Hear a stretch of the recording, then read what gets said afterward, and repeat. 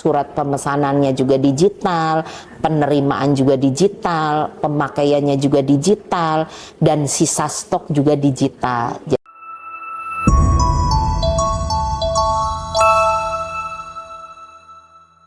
Oke, halo semuanya, kembali lagi di podcast Drugs Corner. Oke, pada episode kali ini kita akan membahas mengenai topik yang sangat menarik, yaitu mengenai kekurangan obat yang sering dan saat ini masih banyak terjadi di rumah sakit. Oke, kita akan melihat dari perspektif seorang ahli di bidang manajemen farmasi, yaitu kita datangkan narasumber Ibu Eni Konia. Oke. Ibu Eni Konia selain dosen farmasi juga kepala instalasi di rumah sakit ya Bu ya? Iya, di rumah sakit, betul Bu. Kalau boleh tahu rumah sakitnya? Rumah sakitnya Harapan Sehati Cibinong sih. Rumah sakit Ya. Harapan Sehati. Iya, Harapan Sehati.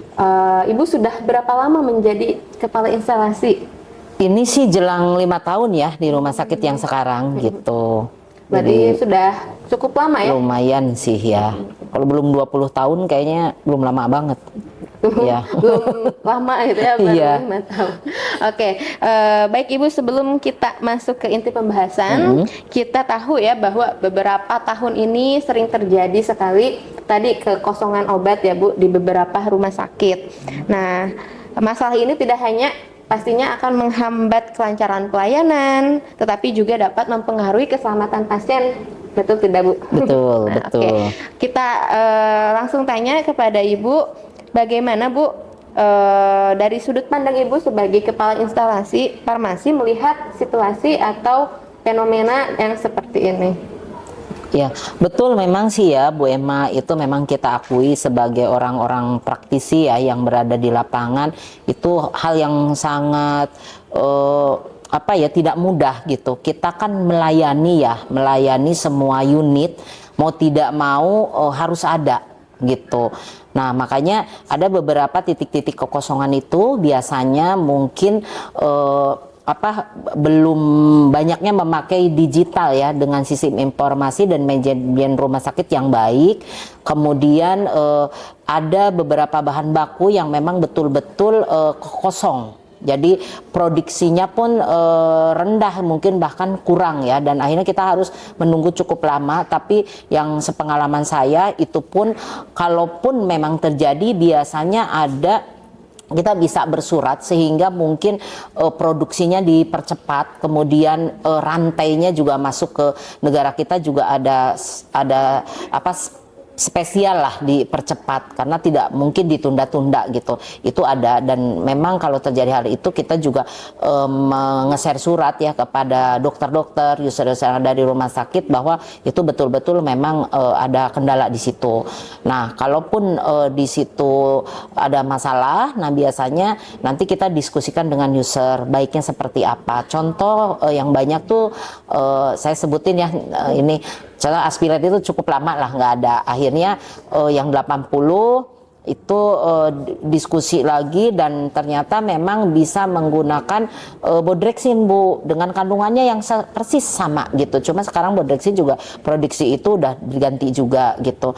Nah, itu kita pakai saat itu karena memang sudah ada keputusan bisa dipakai untuk pengganti itu karena memang zatnya sama. Kemudian ada yang 100 sediaan. Nah, apakah memungkinkan nggak dikasih? Nah, itu jadi kita juga selalu mengambil akalnya seperti apalah, jangan sampai terapinya ini tidak efektif juga gitu. Dan yang kedua, selain tadi komitmen dengan user, dibentuk adanya komite farmasi dan terapi itu adalah bagaimana unit-unit itu berkolaborasi dengan farmasi mendiskusikan apa saja yang harus disiapkan oleh farmasi, dan itu biasanya dirancangnya 1 tahun, kemudian kita bisa evaluasi per 3 bulan. Apabila keputusan itu cukup bagus ya, maka nanti berujungnya akan baik gitu dalam kita ketersediaannya gitu. Jadi jangan sampai nanti kita komitmennya A nih, tiba di perjalanan minta B. Nah, itu bisa saja terjadi, tetapi harus ada dasar yang sangat kuat. Alasannya apa? Secara klinisinya seperti apa? Atau bahkan mungkin setelah komitmen itu tiba penyakit itu kemarin nggak ada, sekarang harus ada. Nah, mau tidak mau harus diadakan. Jadi bisa mengajukan obat baru dengan dasar secara klinis dan memang harus ada gitu. Jadi nggak mesti kok dulu ada dulu nggak ada sekarang diada-adain, itu boleh-boleh aja dan kita mencarikan ya itu. Jadi komite farmasinya, terapinya juga berjalan, kemudian pemilihan obat juga tadi sesuai dengan yang kita komitmenkan, kemudian perencanaan pembeliannya juga harus tepat. Apakah kita mau pakai sistemnya misalnya, mana yang vital, mana yang esensial, mana yang necessary, itu betul-betul dilakukan dengan baik. Jadi kelihatan mana yang harus ada, mana yang memang ini hanya tambahan-tambahan saja, kita utamakan yang utama dulu gitu. Jangan sampai nanti yang utama tidak ada, tapi yang kayak suplemen, vitamin, justru itu malah ada. Jadi pembelanjaannya harus betul-betul dianalisa dengan baik sehingga kita juga tepat dalam pembelanjaan gitu. Nah itu kemudian pembayaran nih Bu Emma ya, pembayaran juga kita harus tertib ke distributor. Jangan sampai nanti kita sudah merancang sedemikian rupa tetapi ada terhambat pembayaran karena kita belum melakukan pembayaran yang sudah dikomitmenkan, dan itu akhirnya kita tidak diproses dan itu ada delay waktu yang kita harus menunggu dulu pembayarannya. Ya paling yang bagus itu kan ada buffer stok ya. Nah, di mana buffer stok juga udah kita upayakan, dihitung udah, dianalisa udah, tapi ada hambatan dalam pembiayaan gitu. Tapi paling tidak kalaupun ada hambatan sih biasanya tetap kita sampaikan kepada user ya, bagaimana menyelesaikan ini dengan baik bersama-sama gitu. Kalau memang itu satu terapi, obatnya ya mau tidak mau harus gitu dipakai. Jangan sampai yang ini satu terapi muter terus, yang ini nggak muter gitu. Jadi itu juga ada resiko-resiko di mana jangan sampai rumah sakit juga terjadi kerugian.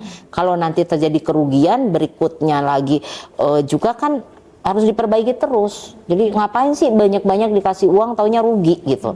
Nah akhirnya itu juga dievaluasi di instalasi farmasinya gitu Bu. Jadi harus dari awalnya bagus maka semuanya akan bagus gitu. Nah kalaupun memang kita kosong ya, minimal kita sediakan dulu lah, misalnya kebutuhannya sebulan nih pasiennya, paling tidak ada ketersediaan untuk 7 hari dulu atau 3 hari dulu menunggu kedatangan. Biasanya nanti kita janjikan, ibaratnya kita hutangkan lah ya Bu, Ibu nanti pakai ini dulu, nanti saya catat nomor teleponnya, nanti kalau udah datang, nah itu nanti kita kirim bentuknya atau memang pasiennya berkenan datang ke kita sih gitu. Berarti tadi ya Bu, kekurangan obat itu salah satunya tadi ya adalah komitmen dengan dokternya, pemilihannya yang harus tepat, dan yang terakhir tentunya biaya ya. Biayanya juga. Okay. Dan ini juga kita betul-betul harus teliti ya dalam melihat stok-stokan kita itu setiap hari kita cek-cekan terus Bu. Nah kan lumayan agak repot ya, misalnya ada 2000 item misalnya gitu, baik alkes atau obat ya. Karena semuanya kan satu pintu ya ke farmasi. Itu juga namanya manusia kan pasti ada kelemahan-kelemahannya, makanya eranya sekarang digital. Jadi era digital itu dari mulai pemilihan kelihatan secara sistem, kemudian perencanaannya juga kelihatan, perencanaan pengajuannya, surat pemesanannya juga digital, penerimaan juga digital, pemakaiannya juga digital, dan sisa stok juga digital. Jadi saya tuh setiap hari itu ada asisten saya ya, orang pengadaan itu sudah bersistem semua. Jadi ketika mana yang paling banyak, mana yang kurang bergerak, ya pas mopping, slow mopping itu betul-betul kelihatan. Bahkan setiap hari itu ada namanya sistemnya auto order.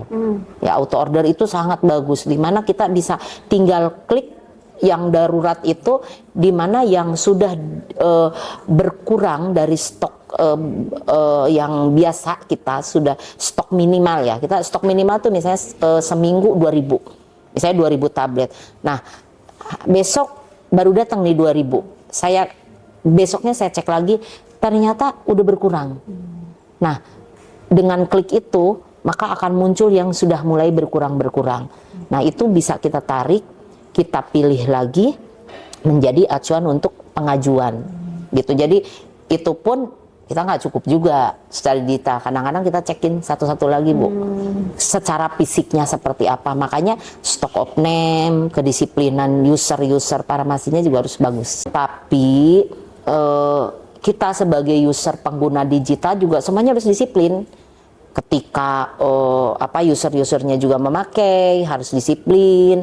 Kemudian farmasinya juga harus disiplin. Jangan sampai nanti ketukar-tukar ngasih obat gitu kan. Bentuk sediaannya juga berbeda. Akhirnya nanti berpengaruh ketika stok of name kok ini ada yang lebih, ini yang kurang. Akhirnya pada saat penarikan juga kurang bagus gitu, Bu. Nah itu kan menjadi acuan dalam perencanaan. Jadi intinya nggak boleh salah lah, Bu, kalau bisa mah. Jadi rantainya tuh dari awal sampai ujung harus sesuai cita-cita lah, bagus. Itu pasti berjalan dengan baik. Gitu. Oke, baik Bu, sebelum kita masuk ke digital ya, tadi dampak terhadap pasien ya Bu, kalau terjadi kekurangan obat itu seperti apa? Sebenarnya dampaknya udah jelas ya. Farmasi aja kadang-kadang nggak salah juga pasien ujung-ujungnya suka ngomel-ngomel di farmasi, betul nggak? Ya, padahal bukan farmasi yang salah, tapi memang namanya kita melayani orang sakit ya, udah baik pun ya mungkin tingkat emosinya beda. Apalagi kita melayani dengan kekurangannya, ya kan udah pasti dong. Aduh kita diapain nih, pasti diapain. Itu satu menjadi nilai poin penting adalah komplain. Ya komplain, akhirnya komplain kan sekarang pakai media sosial ya gitu. Orang bisa sejuta umat itu bisa melihat kita seperti apa gitu. Nah kekosongan itu menjadi nilai komplain, kemudian udah jelas efektivitas terapinya, keamanannya, rasionalnya itu juga terganggu gitu, tidak tercapai, jelas tidak tercapai. Bahkan ya tadi rumah sakit itu kan berkomitmennya safety pasien. Jadi jangan sampai ada kekosongan, utamanya obat-obatan yang memang sangat emergensi ya untuk menyelamatkan nyawa orang, itu mau tidak mau harus ada. Itu jadi tidak boleh nggak ada. Makanya ketika kita ada hambatan nih di distributor, terjadi kekosongan, ya kita berkolaborasi dengan rumah sakit yang lain yang bisa kita beli gitu. Jadi tidak boleh nggak ada intinya gitu. Jadi dampaknya berbahaya lah gitu. Oke, untuk itu ya kita ingin tahu bagaimana strategi Ibu sebagai kepala instalasi farmasi apabila menghadapi kekurangan obat, atau kalau Ibu boleh ceritakan gitu, waktu dulu pernah pengalaman ya, dan itu ada pengalamannya ada. Ya jadi kekosongan obat ini menjadi PR penting ya. Intinya kalau obatnya aman ya kita bisa tidur pulas. Tapi kalau kurang aman ketersediaan ya kita kerja 24 jam gitu.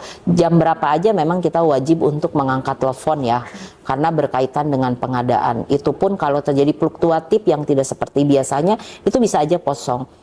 Paling tidak yang sudah direncanakan terpenuhi lah gitu. Ya paling strategi saya sih biasanya memang harus ada MOU dengan apotik terdekat, misalnya dengan rumah sakit sekitar gitu, punya relasi yang cukup banyak ya. Saya yakin sama-sama merasakan menjadi kepala instalasi bukan kita yang salah 100% gitu, karena memang ada situasi yang kondisinya akhirnya ada kekurangan gitu, dan itu kita saling merasakan. Biasanya mau jam berapa aja di telepon biasanya ngangkat dan bantu, bahkan ya udah nggak usah beli, pinjem aja juga boleh misalnya gitu, nanti kita ganti misalnya gitu, karena nunggu nih besok datang tiba-tiba jam berapa harus ada gitu. Berarti intinya kita harus mempunyai koneksi ya Bu ya.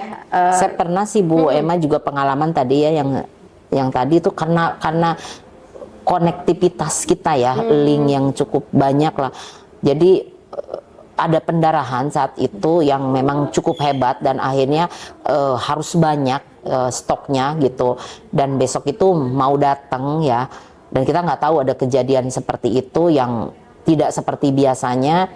Akhirnya saat itu yang jaga di farmasi itu cuma sendiri gitu, dan CS itu biasanya suka ada yang disuruh untuk ngambil ke rumah sakit lain ya gitu. Nah dia juga lagi ngambil darah ya, jadi ya sudah tutup aja farmasi, langsung ngambil ke rumah sakit itu kalau nggak salah sekitar jam 12 jam 1 malam lah. Dan saya juga ditelepon dalam kondisi terbangun. Jadi saya udah biasa 3 jam tuh bangun, 3 jam bangun, buka WA gitu. Jadi yang dilihat yang itu ini gitu pasti instalasi farmasi dulu gitu. Paling tidak harus telepon lah gitu, karena ya baik dokter, baik tenaga medis yang lain itu memang harus pas respon, nggak bisa slow respon gitu. Haram hukumnya katanya kalau nggak diangkat teleponnya. ya. Iya. Oke, baik Bu. Nah, tadi kan Ibu menyinggung mengenai digital ya, digitalisasi. Itu. Nah, bagaimana peran digitalisasi dalam menanggulangi kekurangan obat? Nah, perannya ya sangat penting tadi gitu, karena kan manusia itu sekarang tuh kadang-kadang ya manusia tuh ada tidak luput dari salah lah ya gitu. Jadi dan juga dengan serba manual itu kan membutuhkan waktu lama, Bu. Ya kan? Bu Emma misalnya ngecek-ngecekin 2000 item obat nih. Sangat capek dong, bisa saja ada yang terlewat. Tapi dengan dibantu SIM RS ya, rumah sakit itu dengan digital itu jauh sangat membantu ke kita gitu. Jadi tinggal klik aja udah muncul nih mana yang wajib-wajib harus beli gitu. Berarti gitu, Bu. Jadi kalau misalkan kan ada istilah stock of name ya Bu, itu juga dibantu oleh sistem. ada dibantu. Pokoknya kalau usernya memakainya baik, usernya itu sistemnya dijalankan dengan baik, dengan tertib, maka penarikan data juga sudah cukup, walaupun tetap ya fisiknya dihitung untuk membandingkan apakah disiplin atau tidak gitu. Insya Allah sih saya juga dulu pernah sebelum saya itu juga mungkin ada perbaikan-perbaikan. Nah, saya kan senang orangnya memperbaiki ya, atau menambahkan sesuatu yang belum ada, sehingga kerja itu saya inginnya disiplin agar semuanya nyaman, agar semuanya nggak repot gitu. Apalagi dengan serba manual, saya udah kurang suka ya dengan serba manual itu. Misalnya contoh kartu stok, itu kan menjadi pengendali kita. Nah, kartu stok misalnya anaknya agak pintar ngurang-ngurangin, tapi kalau pas ngambilnya yang kurang, salah, dari atas sampai ujung salah. Tapi kalau udah kartu stok secara sistem, itu udah nggak mau yang pintar matematika, nggak pintar matematika, ya udah sudah tersistem dengan baik gitu. Jadi mau kapanpun kita cek stoknya cocok nggak gitu, itu juga kapan aja juga bisa kita tarik data. Bahkan kalau dengan digital data 5 tahun kita tarik juga bisa gitu. Oke, baik. Selama ini ya Bu ya, Ibu kan sudah menerapkan digital gitu ya untuk sistemnya. Nah, apakah ada hambatan dari sistem digital ini atau Ibu rasa selama ini nggak ada gitu ya, malah kalau gimana? yang hambatan sih pasti ada lah ya gitu, kayak delay ya, karena pemakaiannya misalnya lagi bersamaan nih, lagi banyak pasien gitu. Itu ada contoh misalnya ketika saya SO itu ada barang yang berlebih di sistem itu sekian gitu, kok bisa lebih. Nah, itu menjadi temuan-temuan, kok bisa lebih salah satunya gitu.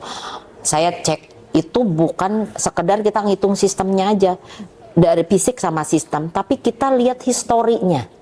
Misalnya coba lihat deh dari surat pemesanannya, mesen nggak gitu. Terus kemudian ada nggak penerimaannya. Jadi pernah terjadi Bu, di surat pemesannya ada, sudah kita terima, tapi nggak nambah stok. Jadi kasusnya tadi, barangnya ada, pemesanannya udah diterima, tapi stoknya nggak nambah. Misalnya kemarin sisanya 100 nih Bu, terus saya beli lagi 1000, harusnya kan 1100. Nah ini 1000-nya nggak muncul. Mungkin pada pada saat nge-save itu penerimaan dia ada delay.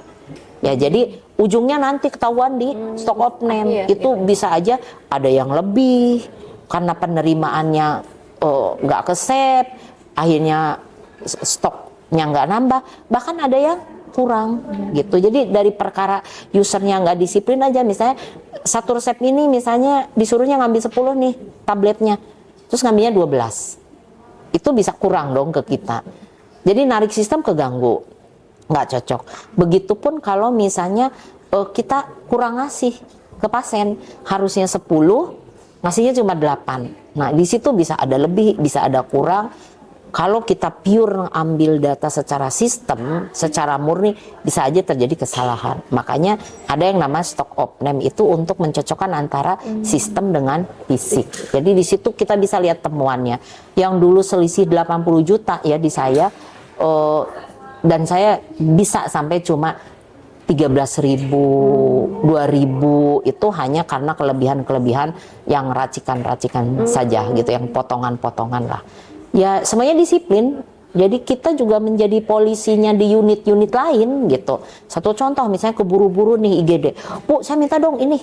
Nah barangnya pindah. Terus anaknya juga membiarkan gitu farmasinya. Berpindah nggak mutasinya? Kan nggak pindah secara sistem. Barang kita kurang, tapi secara sistem tidak kurang. Akhirnya nanti pada saat esok, kok barangnya kurang ya? Ada gitu ya, tidak tertulis. Sistemnya banyak. Nah itu, jadi kekosongan obat itu dari situ juga sangat jelas gitu terjadi kesalahan-kesalahan. Makanya bagian dari pengendalian itu juga sangat penting gitu.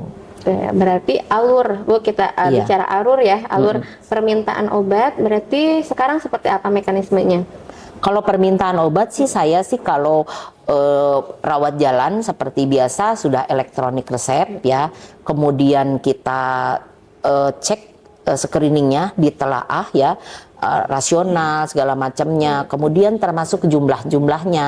Nah kita cek-cek semua, kalau memang sudah oke, sudah valid, apakah ada konfirmasi atau tidak di situ kita lakukan, udah aman semuanya, maka kita cetak tiket secara otomatis juga.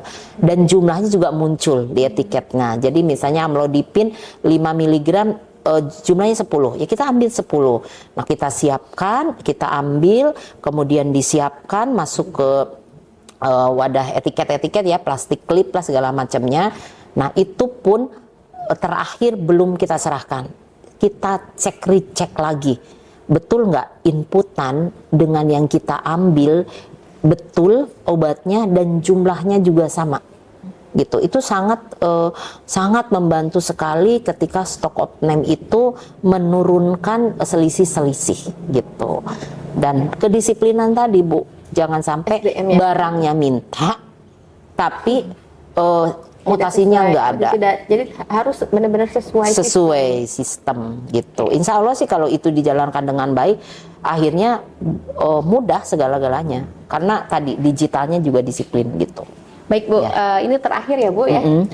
Ibu kan sebagai dosen farmasi juga ya. Ini pesan-pesan yang akan Ibu berikan gitu kepada mahasiswa yang sekarang sedang nonton gitu ya.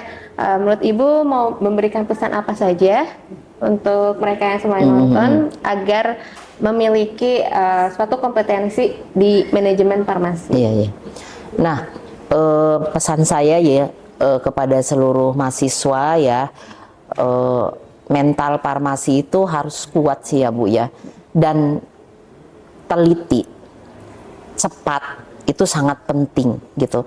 Jadi tolong kalian ini harus berjiwanya jiwa fighting lah. Jadi nggak ada yang katanya manja-manja ya, karena profesi farmasi ini baik TTK ataupun apoteker itu sangat multi talent Bu, sangat dibutuhkan. Dari segi kita mengolah dana, bagaimana caranya dana itu mencukupi, efektif, efisien, itu dimiliki oleh apoteker loh. Dan kita melayani seluruh unit. Jadi marketingnya juga kita harus, pelayanan kepada pasien juga sangat dekat, juga kita sangat mumpuni gitu. Jadi harus multi talent ya, pelayanan ya. Jadi harus pinter ngolah uang, ibaratnya harus menjadi pengawas kepada user-user lain. Kita punya kewenangan. Jadi nggak ada tuh, oh kok farmasi begini-begini. Ya memang kita ada SOP-nya gitu. Jadi mentalnya harus mental baja ya. Jangan sampai, aduh diomelin sedikit sama pasien karena kekosongan obat, kita keder jawabnya gitu. Jadi yakinlah bahwa farmasi itu sangat banyak dibutuhkan rumah sakit itu, jiwanya multi talent. Gitu. Jadi iya, jadi dia tidak hanya pengambil keputusan satu hal, jadi harus banyak juga ya. Ya insya Allah kalau kita bisa semuanya, itu orang yang paling dicari-cari gitu. Jangan sampai saya nggak mau deh, nggak ada apoteker, nggak ada Bu Eni, pusing saya kalau nggak ada Bu Eni gitu. Nah itu sebenarnya profesi itu ada di apoteker itu gitu. Dan jangan pernah berpikir selalu berpikir itu kerja itu memang urutannya pasti uang ya. Tapi kalau kitanya nge-branding dengan baik memang semakin bagus dan kalau zaman dulu udahlah jalankan aja sebaik mungkin, insya Allah branding itu rezeki itu ngikutin. Melekat gitu ya di dalam. Iya, tapi kan sekarang tuh banyak yang udah minta besar tapi mentalnya nggak ada. Saya suka kedelitiannya juga nggak ada ya, terutama mental lah ya. Kalau zaman dulu kan ya udahlah belajar dulu deh 2 tahun 3 tahun di sini, nanti kan semakin ahli. Kalau cuma belajar setahun pindah, saya yakin kefokusannya kurang gitu ya. Ya gitu. itu jadi itu pesan dari Bu Eni ya untuk semua penonton. Jadilah orang yang dicari-cari. Oke, jadilah orang yang dicari-cari gitu ya. Terus tadi apa, multi talent ya Bu ya? Multi talent. Terus harus apa? Siap mental. Siap mental. Siap mental. Ya, 24 jam loh kerjanya. 24 jam tuh kalau mau kerja di rumah sakit ya. Iya. Oke, baik. Ini seru banget ya Bu ya kita pembahasannya hari ini. Namun sayang kurang ya waktunya ya. Kurang ya waktunya ya. Mungkin nanti bisa di lain berikutnya lagi ya Bu ya. Sebelumnya kita ucapkan terima kasih ya kepada Ibu Eni yang Emma sudah mau datang ke podcast Drugs Corner. Oke. Terima kasih semuanya. Kita jumpa lagi di episode selanjutnya. Oke, selamat siang. Selamat siang.